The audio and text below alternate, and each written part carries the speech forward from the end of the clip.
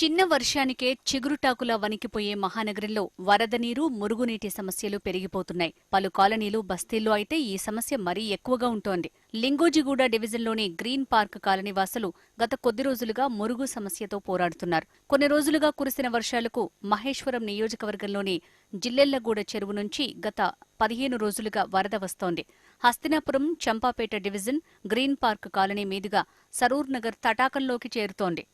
వరద, మురుగునీటి పరిష్కారానికి 2.5 ఏళ్ల క్రితం కాలనీలో 6 కోట్ల రూపాయలతో డ్రైన్ నిర్మించారు. అడ్డుగా ఉన్న తాగునీటి పైప్లైన్, డ్రైనేజీ పైప్లైన్లను పక్కకు జరపకుండానే గుత్తేదారు పనులు చేశారు. దీంతో డ్రైనేజీ నిర్మాణం కోసం ఏర్పాటు చేసిన సెంట్రింగ్ వెనుకబడిపోయింది. పైనుంచి వస్తున్న వరద, మురుగునీటికి పైప్లైన్లు, మరోవైపు సెంట్రింగ్ అడ్డుపడుతుండటంతో కాలనీలో మ్యాన్ హోళ్ల నుంచి మురుగు బయటికి వస్తోంది. దీంతో గత కొన్ని రోజులుగా రోడ్ నెంబర్ 6 కాలనీ వాసులు ఇళ్ల ముందు పారుతున్న మురుగులోంచే బయటికి వెళ్లాల్సి వస్తోంది. ఈ సమస్య నుంచి విముక్తి కలిగించాలని అధికారులను కాలనీ వాసులు కోరుతున్నారు. కానీ చేయలే. అట్లా ఇక్కడ మొత్తం గోడ కట్టేసిరు. ఒక్క దిక్కు చేసే వరకు అక్కడ కింద జామ్ అయ్యి మొన్న రాత్రి వచ్చి మొత్తం పలగొట్టిరు. ఇప్పుడు అది మరి ఎప్పుడు చేస్తారు ఏం కాదు. కానీ మాకైతే ప్రాబ్లం చాలా ఉంది. ఈడ తీరింది, ఆడ అక్కడ వాళ్ళకి సమస్య తీరింది ఆడ ఈడ వాళ్ళకి వచ్చినందుకు. కానీ ఇప్పుడు ఇది మరి ఏం చేస్తారు? చెప్పు వస్తారా, బిల్లలు వేస్తారా? కానీ ఎప్పుడైనా మాకు చాలా కష్టంగానే ఉంది.